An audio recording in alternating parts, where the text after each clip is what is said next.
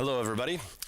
This video here is kind of an add-on to the video that I just released. The video I just released is the nuts and bolts about the new FDA regulation and what's going on with that, how bad that regulation is for the vapor industry. And of course, I do specify in there about our possible Hail Mary. It's called Bill HR 2058.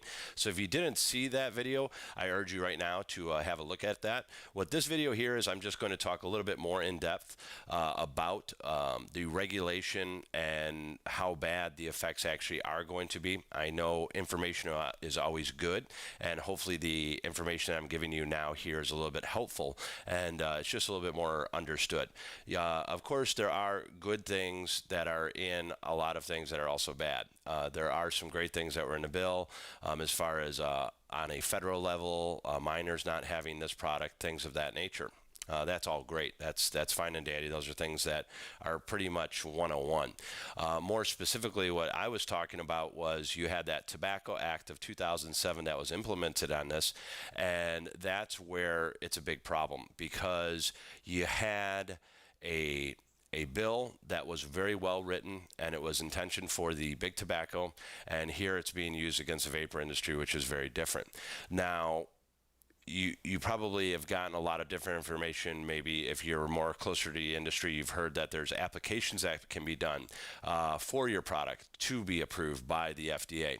What specifically I'm talking about is pre-market tobacco product applications. They're quickly nicknamed PTMAs. Well, this is how the PTMA works, okay? PTMA, you would have to do one of these applications for every single product. Now, the way that the FDA, they've come out and they've talked about a lot of this. The way the FDA reviews a product is not just e-liquid. If it's a certain flavor and a certain milligram level, that is a separate product onto itself, and that needs that application. We've heard numbers as low as $300,000. Anyone in the industry who has dealt with the FDA previously knows that that number is probably going to be more towards $2 to $3 million to actually get one of those applications through. But here's the kicker of how all this works, okay? So let's say you want to put your product forward, and this is one of those new products for the FDA. You pay the several $1 million for that one specific product. Once that has been submitted, that's another 24-month time frame that they have. The FDA then has 12 months to approve that, but the FDA is not obligated. After that 12 months, they can just simply not reply to you, and then you have to pull that product off of the shelf, and it needs to be removed, and you've lost that money that's actually been done. So in my personal opinion, I think that particular application is set up much better for very large corporations who have different products that are out there that have hurt us currently, and that's the whole reason that the vapor industry has actually opened up. So that kind of talks about the PTMAs a little bit. What about litigation? We have a lot of people throwing that out. Let's just sue the FDA. Suing the FDA, and that would be, of course, all of the electronic cigarette retailers and the different makers of e-liquid getting together and doing class action lawsuit, things of this nature. Realistically, the FDA is just upholding a bill, something that has already been put into effect, an act. Trying to win something like that is nil to none. And even if by some miracle something was done as far as injunctions, things of that nature, there's also appeals courts and there's all these other things. It's just not a great avenue. Not a great avenue in many ways. And trust me, March 5th was when this deeming regulation came out, and it was actually real regulation. I'm making this video here on March 8th. Lots of conference calls talking to extremely intelligent people and listening to extremely intelligent people, and it's pretty grim as far as it goes. There was one thing that was brought out which at first seemed brilliant, and that is because the nicotine is derived from a tobacco product, the viewpoint, of course, of FDA. That's how that falls under a tobacco product. So something was brought up about using vegetable-based nicotine. Some people are not aware, but there is vegetable-based nicotine. That would work. as far as that goes, because it is no longer a derivative of tobacco. So right now you're watching this video going, okay, let's just do that. It doesn't have to do with the cost of that. Where the problem comes in is now you're dealing with nicotine on its own. It's not associated as a tobacco product anymore. But guess who regulates the nicotine?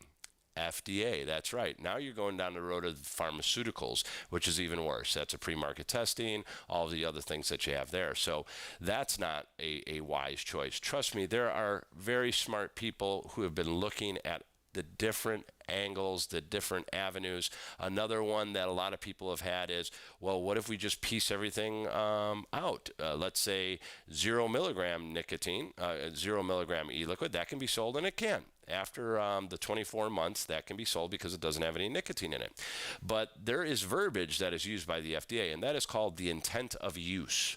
So you can't have a bottle of e-liquid off to the side with no nicotine, and then you miraculously have this other product over here that has nicotine in it, and then, well, the customer leaves the store, and they put those two things together, and voila, I'm off the hook and everything's good. No, it's called intended use. So that's the thing that you'd have to look at.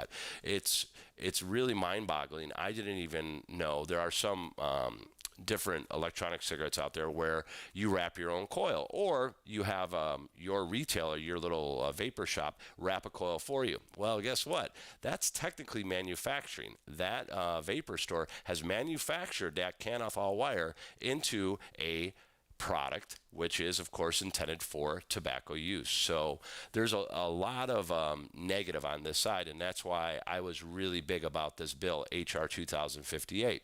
FDA is a regulatory authority. So if you change what they're regulating, that's how you make it work. The only way that this is going to change, and the only way that real change is going to happen as far as the vapor product, is with the bill being changed, and that of course then has to do with the politicians.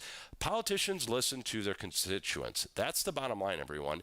I understand that it's hard, and we have a lot of different things going on in life, but this is a big deal. Of course, there's black markets out there that will start and all these other things, but realistically, we're also talking about thousands of jobs that are going to be lost, tens of thousands of jobs that are going to be lost. Revenue that should rightfully be coming into the United States will now evaporate and will go overseas. These are things that, as Americans, we want to make sure that we have this available to us legitimately. And that's what the whole big point about this is. It is upsetting to see that the FDA has been very hard-lined since 2009 about this product, and they've been very clear that they are not changing their stance, and they are going to be as effective as they can. That is, of course, even going out there and making sure that this regulation is followed to a T. So it's a pretty ugly situation, to really put it in a nutshell. And it's unfortunate. I like to be kind of a glass half full type of a guy, but when we get into this, it seems very clear that the only people who are going to control the future of this industry is going to be big tobacco, and that's the exact thing that we didn't want to happen. So it is going to be extremely important that everybody does due diligence on this one, put some extra hours in there. If you're somebody who really wants to go and sit down with your representative, please go do so. If you just want to write a letter, if you want to do an email, the simple nuts and bolts too, as far as a lot of the different offices that we're talking about with the representatives, is yes, you can write a really nice long email, and pretty much what kind of happens, in my opinion, and people I've spoken to, is there's just going to be a check mark of yes, for, or no, against something. That's pretty much how they look at things. And then the representative will ask, well, how many people are asking about this? So it really comes down to the masses. Even so, if you're somebody who's been vaping for a while and this is extremely important to you, then you're going to want to make sure that not only yourself talks to your representatives, but you know what? If you have family or friends who are concerned with you or are very happy, please, talk to them. This is a very serious subject as far as the vapor industry goes. And this is something that's going to evaporate for us here. And the clock is ticking. That's it. We got 24 months. And luckily, we have this bill, HR 2058, that is in the process right now. This is exactly what we're looking for. Another thing too of, well, why hasn't some senators or different representatives as far as the different houses worked on these type of things before? Nobody knew what the FDA was going to do. We had deeming regulation, but we didn't have actual regulation. And this is an eye opener now, seeing how harsh this regulation that has been rolled out towards us, where your representative should see this, where this is something that is being taken away from the average people and really needs to be looked at as far as a regulatory authority really being too strict and too harsh. And that's pretty much in a nutshell. So that just kind of talks about the current situation that's going on. Unfortunately, there's a lot of different vapor retailers and manufacturers that, even as much as 6 months ago or a year ago, they were like, there's no way this is going to happen. And unfortunately, I'm at a point where it's kind of like, yeah, I told you so, and I don't want to be right. I didn't want to be right on this one at all. You saw that I haven't done videos in a very long time on this, and I've just been quietly waiting for the day. And oddly, it came off on a Thursday morning. And here we now have this regulation, and something needs to be done. So we're going to need to unite, and it needs to be one of the largest unifications that we've ever seen as far as vapor products go. That we've had to date, because when you look at some of the different things that were put into effect previously, the numbers just weren't there. We need some serious numbers on this. We need no one to pass this up and go, oh, let's let the other guy handle it. Everybody needs to do their part on this one. We all need to carry our weight. So hopefully you will. This is just a little bit more of an in-depth video that we had that I've made about this. I hope I've given you a little bit more information. Thank you very much, and I'll be talking to you all soon. Oops, my bad, everybody. There was one last thing that I did want to stick in about this, and that would be probably a pretty obvious question that I forgot about that some of you may be asking, and that is, hey, well, why doesn't, Sean was actually talking about that pre-tobacco product application. Why doesn't, the big different vapor manufacturers such as Aspire or Kanga or Joytech, why don't they just step up to the plate and start the application process? Well, simply put, they are in China, and they are dealing with a global market right now. So you've got Russia, France, pretty much everywhere electronic cigarettes is going very, very well. Britain has completely green-lighted it. Canada's doing great. So why would they spend those extra $1 million on each and every separate product to pretty much have the application probably turned down and not even have it happen? And they know too, if all of this goes into effect, a black market is just going to be created, and a lot of the vapor people here in the United States, they're still going to buy the product. They're just going to, try maybe go to China, overseas, something of that nature. So figuring that you're going to see any of these large manufacturers step up to the plate, that's probably very, very unlikely. And it's not to, in my opinion, it's not to fault of them.